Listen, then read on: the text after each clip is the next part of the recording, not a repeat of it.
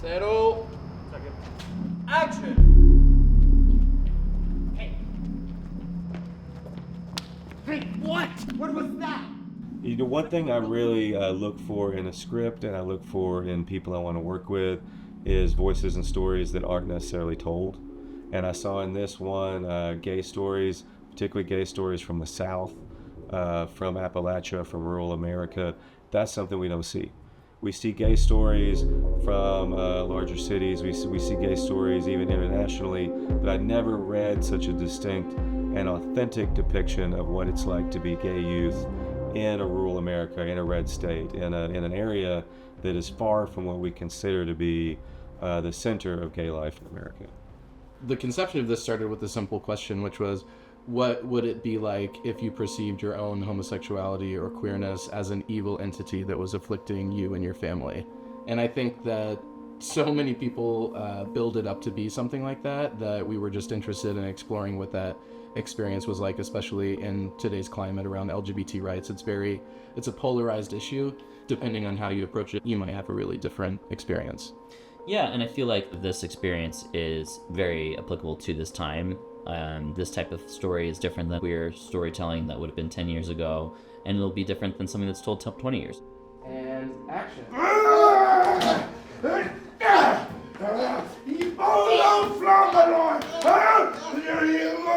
You look what you done to this holy child! I was introduced to Colby and Sam by a mutual friend, Bill Strauss, who had represented their first film, Pig Hag, at South by Southwest. He knew I loved interesting, elevated horror films. He knew I loved working with emerging directors. He knew I loved indie film. And he also knew that I'm from Appalachia. And so he told me about this story, these two directors he knew, a story set in Kentucky, an LGBTQ horror movie. And as a gay man who loves horror films, who is excited about independent film, I had to read it. I read the script, I loved it. I met Colby and Sam, and I knew I had to make it. So we hit it off. Fortunately, they also wanted to work with me. And so we started about 3 years ago, and we spent the last 3 years. We worked on drafts of the script, we attached talent, we raised money, we did everything we had to do to get this together and to get here to be filming it. The challenging thing about bringing Ganymede to life, particularly in the script, is that it's still hard to make LGBTQ content because it feels niche, kind of question whether it's going to be financially viable, and I think more and more we're finding out that it is financially viable. One thing that we really learned in the process of getting the script from paper to production is that people are very risk adverse when it comes to something other than a formulaic aspect of what works successfully for theaters or streaming. But the ironic thing is that we're still figuring that out. The streaming landscape is so early in its phases, and LGBT content, queer content was non-existent up until maybe the last 5 years in any form that was anything other than art house and niche. And although it's tough to kind of push some of this stuff through, I think the one thing that's really special about working on a project that is queer focused is everyone that's involved has their own way that they're coming into the project that's personal to them. Yeah. So I think every person at every stage who has joined this has had something to say to both Sam and I about why they connect to this script and why it's personally meaningful to them to work on it. Yeah. I'm sick. There's no such thing. Dancing. Okay. Hi. Hey. Hey. What's up? Hi. His name is Jordan Doww, His name is Pablo Castelblanco. and together we're Ganymede. Lee and Kyle. and Kyle. Thank you. Thanks for being here. I think we knew Jordan and Pablo were perfect for these roles from the first time we saw each of them. We were lucky enough to bring Jordan on right before COVID happened in March of 2020. And so we had a little bit of a delay, but Jordan has been with us for, 2 years? Yeah, it's been this project. Over 2 years at this point. And so we knew who our little Lee was going to be, and then we had auditions for the role of Kyle, and honestly, as soon as we saw Pablo's audition, we were like, okay, this is Kyle. It really was immediately the moment we saw him, we were looking at this and saying, there's Kyle. And then we did a chemistry read between the both of them, and we were like, well, I mean, I'm sitting here looking at little Lee and Kyle right now. Like, it was so obvious. They were so perfect. They're perfectly matched actors for each other, both in style and personality. I don't think we could have asked for two better leads. I booked this role in 2020, right before the pandemic struck, and then all of our lives changed. And I've been attached to this project ever since, and 2 years later, we're finally making it, and it's become so important and so meaningful with time, and so I don't think that it would have had the impact that it does had we not waited until when we shot it. I think there's a lot of things happening in the world right now that are very prevalent in this film, especially with all of the anti-LGBTQ laws being passed in legislation, and I feel very attached to my character because there's a lot of things that he goes through that I've went through myself. Not to the extent of Lee, but I can definitely relate, and I think a lot of young, closeted, queer kids and teens can also relate. And I think there's a character in every part of this film that someone can relate to, and I think that was the goal of this project. My journey with Kyle, I auditioned for the role and I got it. And once I was attached to the film, I really started thinking about who is this guy and why is he on a mission and what's behind that mission. So at the end of the journey, I realized that love and first loves are so important. Sometimes queer kids don't get the opportunity to have a first love early in their lives. It has to happen later because of circumstances other people impose on them.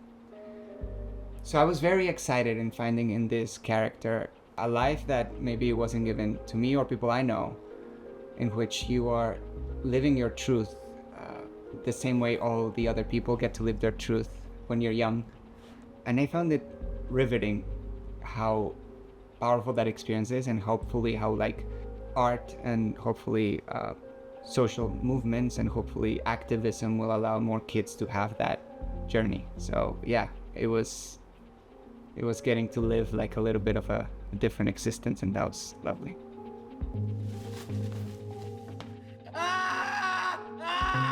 This role was super challenging, not only mentally, but also physically, emotionally.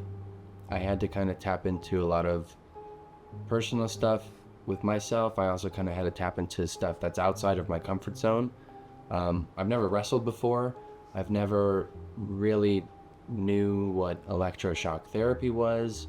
I never really understood the consequences of repression to the extent that we share. And tapping into that was super challenging. But I felt very supported, very loved by everybody on set. Everyone gave me time and patience, and it was so fulfilling. And I'm so happy that I got to see the fall and then the rise of Lee.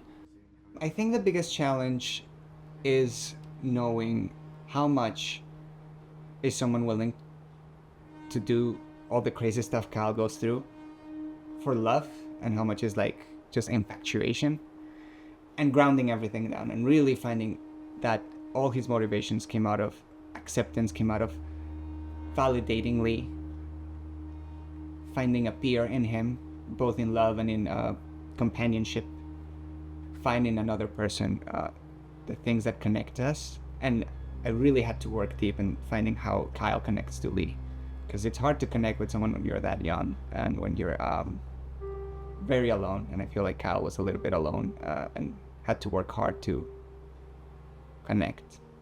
So what's it like working together? 1, Wow. 2, 3. Horrible. You think it's terrible? No, of course not. Okay, no, 1, 2, 3. Lovely. No, great. One more time. Yeah. 1, 2, 3. Great. No, it was awesome. No, it was great. For real. It was fun. It's so much fun. Yeah. I mean, the amount of laughter we had on this very tense set is bro. outstanding. That's the thing too. We've been able to have fun through the intensity of the material, And that was one thing I was worried about. I was like worried it was gonna feel tense all the time, all hours of the day. 'Cause, I mean, we're working like long hours. We've been here for a month, and you're kind of like in this summer camp mode, and you're with each other every day, on set all day, and we've managed to make it really fun, really meaningful, and But also like not like when we have to work, like, and when we need to get to the great nitty gritty of a scene, we've both been there for each other, and not only us, the entire cast: Joe, Robyn, David, Sofia, Marissa, Pete. What am I missing? Anna, and everyone else that's been in the Brady. show. Brady, Lucas. Tatiana. Tatiana. The extras. No, but everyone's been really. Sam, Colby. They acted. They did act. They did. No, but like everyone's been like really interested in making the best scene. Everyone's been willing to like work out the best stuff. So working with Jordan and everyone else has been just a delight. They did an amazing job at, when they got here, hitting the ground running without even any prompting from us, without much guidance or dialogue from us. They really took an initiative for themselves to make that connection with each other. We had a few Zoom meetings with them together before we were in Kentucky together. We met up for dinner and we're here and we were chatting. One of the things that we've continued to do each week in this film is we established an intention with one another. So all four of us would sit down, we'd say, what is our intention for this week? What is our intention for this film? And yesterday, on our last wrap day, just moments before the last shot was called, we said, what is the intention for the release of this? And I think that's been really helpful for all of us to be able to ground together where we're going, what we're doing, what is the purpose of this. But for them, their chemistry and their dynamic, it reads so clearly in the scenes that they do together. It reads clearly in the scenes where they're thinking about each other separately. And a big part of that is because they've done so much work to be really creating this beautiful trust for each other. It feels like such a beautiful friendship that they have outside of this film. It feels like they have really created a great space of safety for each other. And we've been really honored that they have done so much work to be able to make this character connection between the two of them be something that's so successful. I need 2 ambulances for a New Dawn Fellowship. Yes. Well, the story to me has a lot of conversations that need to be had, and I think it's a very important project. I think that there's a lot of things that we don't talk about that we need to talk about that are happening in the world, and it's just beautiful. A story of love to me is always very, very beautiful. So my character resembles me in the sense that I'm also a mom, and honestly, like, I want to have the relationship that I have with my son in the film with my son in real life. Gotcha. That's who I would love to be. That's how I would like the bond that I would love to have. They have so much trust. They have a shorthand that, you know, it's like it's impenetrable. You could tell that they've been through some trauma together, but they always get through with their love. So A ton of my best friends are LGBTQ, and they mean the world to me, and I've always grown up around that community, being in theater, and it's a really great script, and that's really kind of what was the driving force for me to be in this really cool project. We have something here where people have a personal attachment to it, they recognize that, and then we reflect that back to the audiences. They get to see something that they don't get to see in other movies, especially the fact that there are so many aspects to this when it comes to genre. We have horror, we have LGBTQ, we have the queer content itself is very specific and in a world that people are accessing and relating to both as identified folks and allies, and the coming of age aspect of it as well.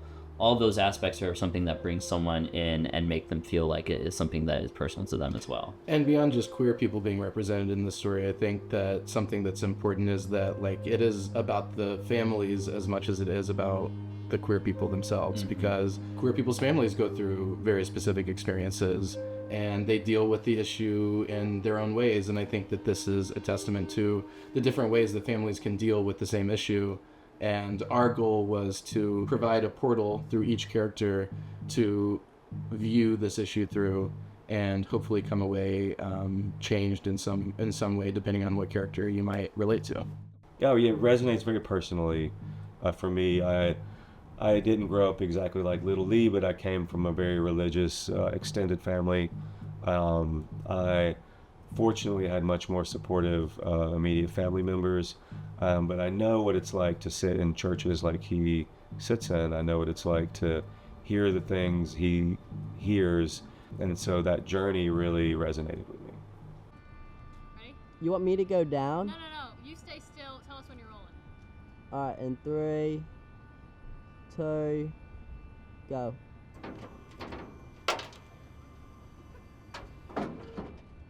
All right, now go back up.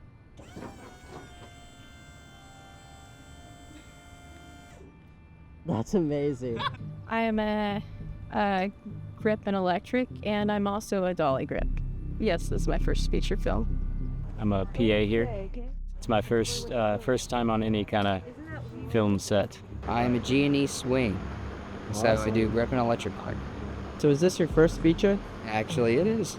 It has its own trials and tribulations, but I've actually really loved it. I like this kind of like stress and problem-solving capabilities, and the fact that I've gotten to work with an amazing crew and really good people who made me feel welcome and open, especially with this being my first feature film, and because of that, it's been really amazing. I'm the COVID compliance officer. Is this your first feature? It is. I'm very excited to be working on a feature. I'm not used to being on a set for this long, but I prefer it. Yeah, I enjoy everything about it, man. Every second of it. There's nothing like this industry. We are here to create magic, and that's the best part about it. And then another good part about it is everyone that I'm working with on this crew are phenomenal. They're hearted people, and it's just a good vibe everywhere we go. I've had a wonderful experience with everyone here on the project.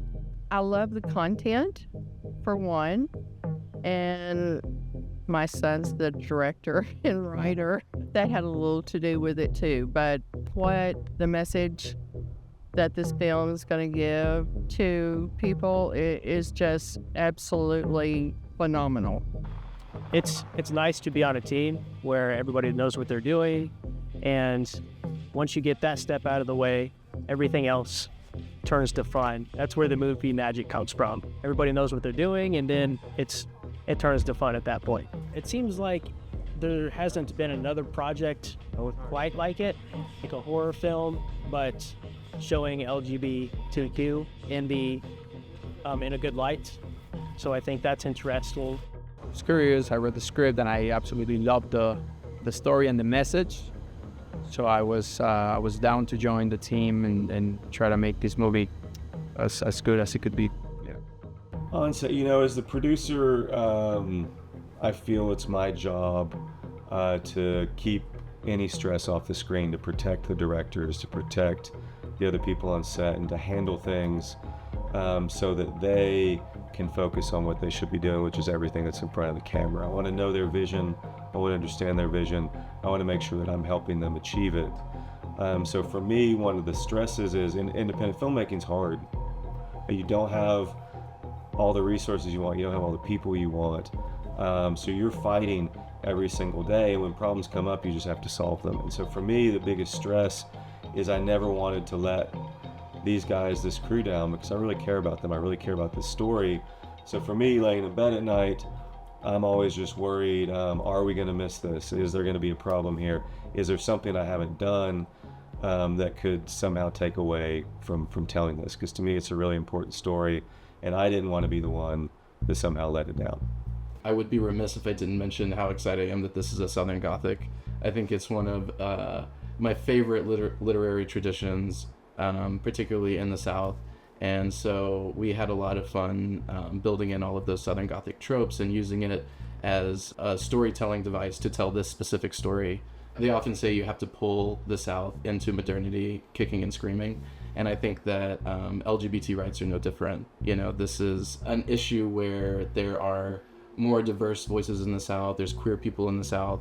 And I think that part of this is an opportunity for us to say, we exist here in the South as well. It belongs to us too. And we're right alongside everybody else, just like the rest of the country. I think the most important skill you can develop as a cinematographer is making your camera work and your lighting invisible. And and allowing it to be a tool in which to develop and enhance and further tell the story. When the lighting and the camera work and the cinematography becomes the hero and the feature of the film, then your work as a cinematographer is taking away from the core purpose of storytelling, the core purpose of the narrative. And so make your work beautiful, but make it invisible. I think any indie feature calls for speed without compromise, and certainly I think Ganymede has been a great example of that.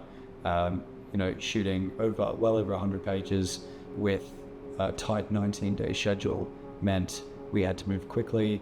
We couldn't compromise quality. We were dealing with, incredibly tough, hot exterior conditions in quite a regional location, and sort of all of that meant that we had to push to work as a team. And I can confirm that the product, the dailies that I've seen, have yielded an absolutely uncompromised film, and I'm really excited to see what the assembly is going to look like. Something that a lot of DPs are doing now, just because they're working in a genre space, they're still shooting them and lighting them like dramas, and bringing soft light and bringing beautiful aesthetic, and not letting the genre dictate a cinematographic style and process, which hopefully Ganymede works for Ganymede as well. So we decided to shoot Ganymede on the Arri Alexa SXT Plus and on the Arri Alexa Mini for all of our gimbal and tracking work, and we paired those with the Atlas Orion anamorphic lenses just for an uncompromised aesthetic, sharp, rich contrast images that convey detail, beautiful skin tone, lovely aesthetics, and lovely ability to frame in a scope that shows the world and tells a cinematic story. All across America, particularly in the South, we live right next door to each other. Families who share different views, their kids go to school together. We're in each other's lives, and I think a lot of this film is about the interplay between those two viewpoints, how they butt up against each other, how they can't help but be connected, and the ways in which that causes tension. Yeah, and there were a lot of personal things that Colby and I both took from our experiences coming out, religion, family dynamics, and we put together into a piece that is this film. I know for me, a lot of navigation on what queer repression was, what that looked like, how you quantify that if that is an evil entity. I think my hardest times in life were before I came out, and so to be able to say, what did that look like if it was something that was evil or awful or painful, and how do you make that something that is experience that we're telling a story with? That was something that was the fun part for me, was being like, how is this a horror film, and how does that actually apply itself when someone is leaning into their sexuality, opening up to their queer identity, and then pushing back against themselves through inhibition? What does that look like in a tangible form? I was fortunate enough to be able to come out in high school, but before that I really did struggle a lot. So I think there's a lot of Lee and Kyle in both of us. Both of those characters reflect both of our experiences in different ways, and their family members reflect our experiences in different ways. And so I think we pulled a lot from our own lives. Obviously, I don't think we went through anything as extreme as what little Lee goes through in the film, but it definitely meant something to both of us and was very personal. Yeah. This isn't my first feature film. It is, though, the first feature film in which I'm a leading role, very involved. And that also presents its challenges, because I gotta learn how to, help tell the story, and hopefully we all got to do that. And I love the entire team. I will say it is the first feature film in which I feel very empowered and very safe. And that is something I will never forget. This is not my first feature, this is my third, but it is my first leading role. So that has come with its own excitement and nerves and challenges, but I love this work. I love art, and I love getting to do this with a community of people that are in it to win it. So yeah, this has been the experience that I needed. I think my favorite thing about Lee is that there is, under the surface, a sense of agency to him that kind of prevails throughout the whole film, but it's just like, we gotta find it. Under the surface of anyone that struggles with that, it's like, who are you at the core? And you should figure that out. There's a fire in him that keeps him there. I think there's, he doesn't give up. He goes through a lot. I mean, there's familial pressure, there's school, societal pressure. There's just so much pressure of people putting him in a box, and it's like, no one should ever have to live that way. I mean, live your truth, as the movie says. As Miss Kimpton says. There are moments when he's like, shut everything out, and succumbs to the pressure and does what he's told. But I think my favorite thing about him is there comes a sense of agency in him. He feels empowered at certain times of the film, and I think you can see that with Kyle and just the end. Like, he finds happiness, and just like what I was saying, it can get better. It can get better. It's unfair to say that it gets better, but it can get better. I think that's the more correct way to say it. It can get better, and I think through this film you can see that it can, if you're surrounded by loving people, supportive people, people who will root for you. And I think the biggest theme that I took away from this film is that repression has consequences, and so I think everyone should just live their life with truth and pride, and through it all, love yourself as you are, as you come. You're made that way for a reason. It's not sick, it's not different, it's not, well, it is different, and that's what's beautiful.